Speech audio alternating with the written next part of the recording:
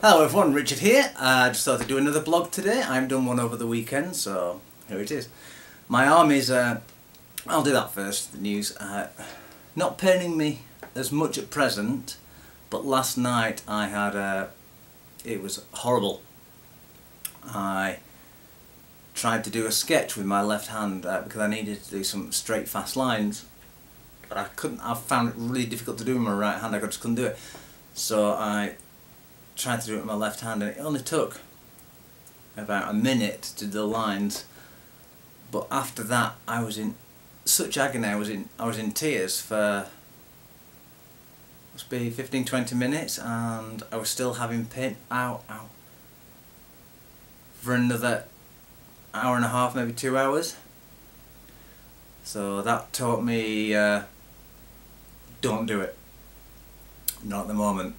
I thought I was actually well enough to do that, but I'm thinking I'm healing at an accelerated rate than I am, but I'm not, obviously. And at the moment, if I do anything with my left hand, it really hurts today. I mean, really hurts. It's almost like it's back to square one.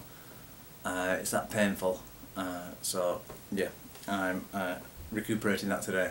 I'm hoping to do a painting this afternoon.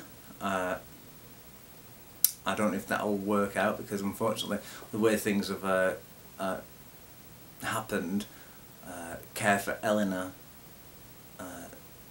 needs to come back to me this afternoon. Unfortunate reasons. I'm not going to divulge it, but it happens, and when people look after Eleanor, I really do appreciate it. I hope they know that, and I just hope that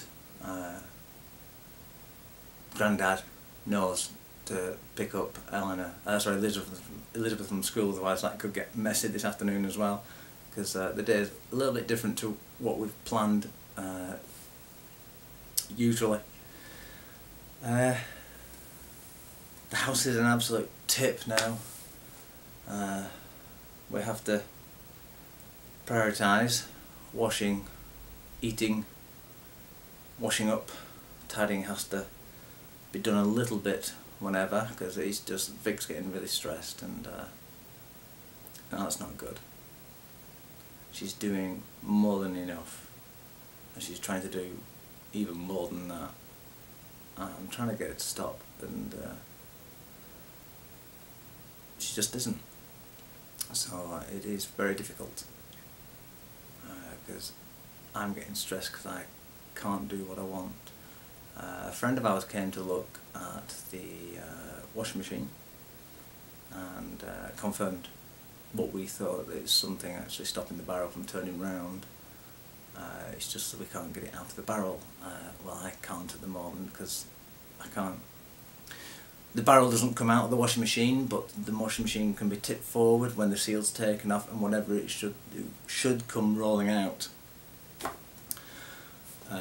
I found that out after the fact that my friend went. It would have been easier if we found out beforehand, but we didn't.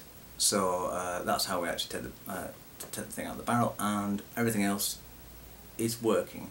So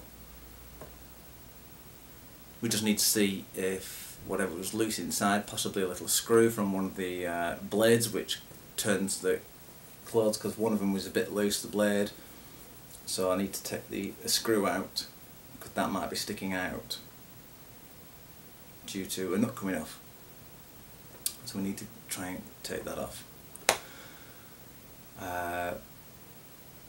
Other things.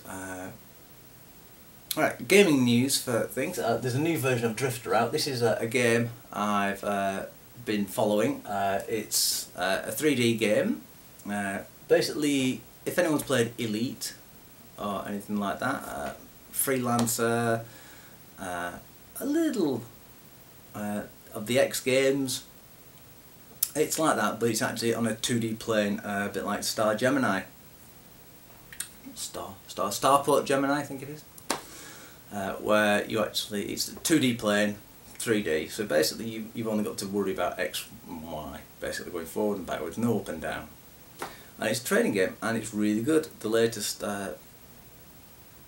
update out, it's still in alpha, so it's still being tested. It's really good.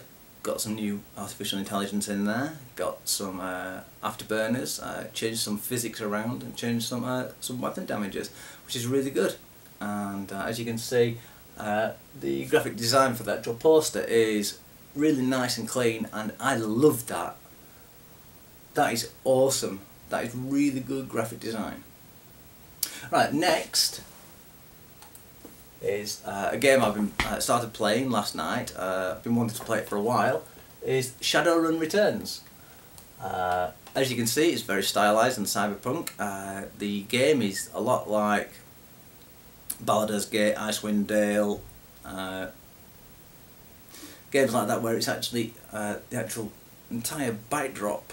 You're looking down at an isometric view, and everything's hand painted for the backgrounds in 2D shapes, and your characters walk around in that with like a walk path. The characters are all, sorry for picking my teeth are all 3D, and it's beautiful. There's no voice acting, it's all text. It's mainly text and hardly any combat, which is fantastic. It was kick-started and ended up bashing in the doors of what they wanted by a game programmer, and I believe the original creator of the Shadowrun game, which is awesome. The game is very linear, but it's actually designed like that. It's not designed as an open world. It's like Baldur's Gate, where you can go from one area to and back again. Basically, you are following a story, and you have to actually figure out what to do, and it's awesome. There's also an editor where you can actually create your own missions and campaigns, and a lot of people have actually created open worlds where you can actually go back to different areas, hubs, and do missions and things like that, and it's really good. I'd love to see some really good updates on that. That is actually released, and I might be relaxing today by playing on that or watching some telly. Film news. Sorry, my mobile phone just overheated, as you can see, red light. It overheats and the battery kind of goes defunct, so I better open that up before it gets too hot. Film news. Last night I watched Attack the Block, and at the first I thought, oh gosh, this is terrible. There's lots of bad language in it. There is a bit of violence, well, a lot of violence actually, because of the aliens. And it doesn't focus on a lot of, it doesn't focus on the usual people, it's focused on the down and out, and it's very realistic with how they're portrayed. Though I was actually going to knock it on the head and say, well, I don't want to watch anymore because I don't want to hear all this effing and jeffing, and I don't like the culture from it. I don't like the culture, and I definitely don't like the music. The music was terrible from it, and the idea that there's drugs and crime and stuff like that, it's all hinged around the heroes are teenage hoodlums and end up being drug pushers, and I don't like that. But I think towards the end they ended up on a path of redemption, and that was good. They probably didn't come out of crime. All their ties to the crime are this. Spoiler alert, so if you want to watch it, don't listen from here onwards. All the people who actually got them into the crime end up dead or in jail. So they could end up with a path out of crime, but they ended up being a proper hero, and you could see the development in the characters, so it was very good acting for that to happen, and very good story development to allow it to go from down and out to hero. Just enough to leave you on the edge of, do they turn the lives around and become good members of society or not? There is one point in it, about 3/4 of the way through, which was really, really good. It was the lead called Moses, black boy, good actor. He was saying that they're forced into doing things like this, because if they didn't, they would be the ones that it would happen to. They would be the victims. And so that's another thing which kind of made me keep on watching. It was a good sociological study almost of why people do certain things. They grow up in an area where this stuff happens. So I'm going to get very preachy now.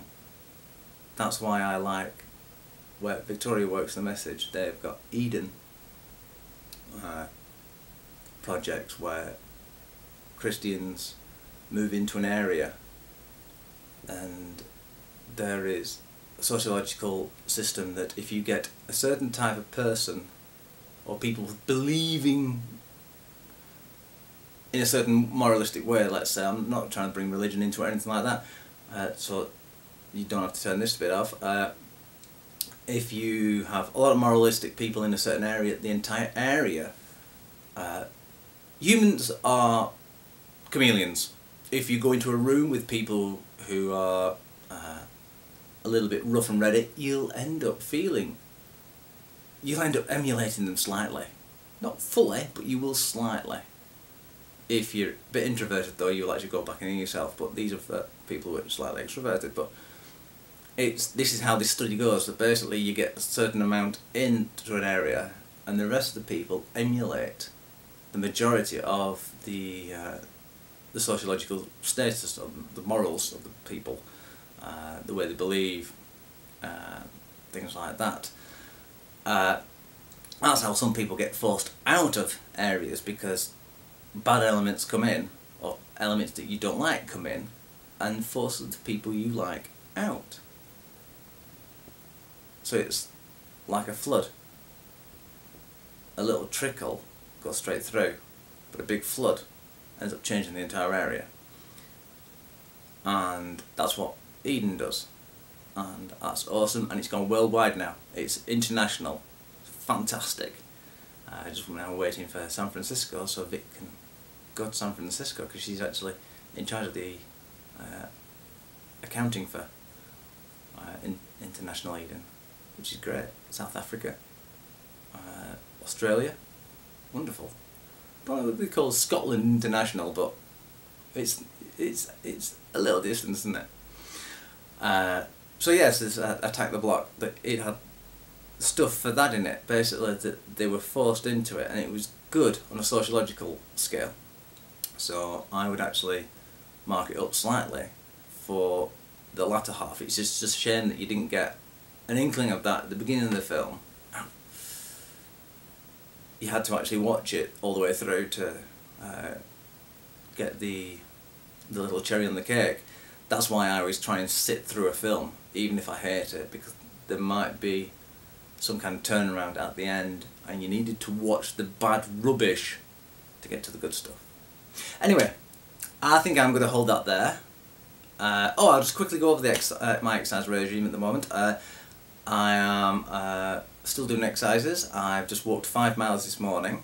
I am doing one arm weights of 12.5 kilos. So I'm not doing anything else with this arm. I'm just doing it over this arm, but I'm doing one arm deadlifts, trying to develop it, goblet squats, things like that. My body weight exercises, I'm mixing up. Every time I do one, I randomly pick just there and then whether I'm doing 20, 50 or 100 reps.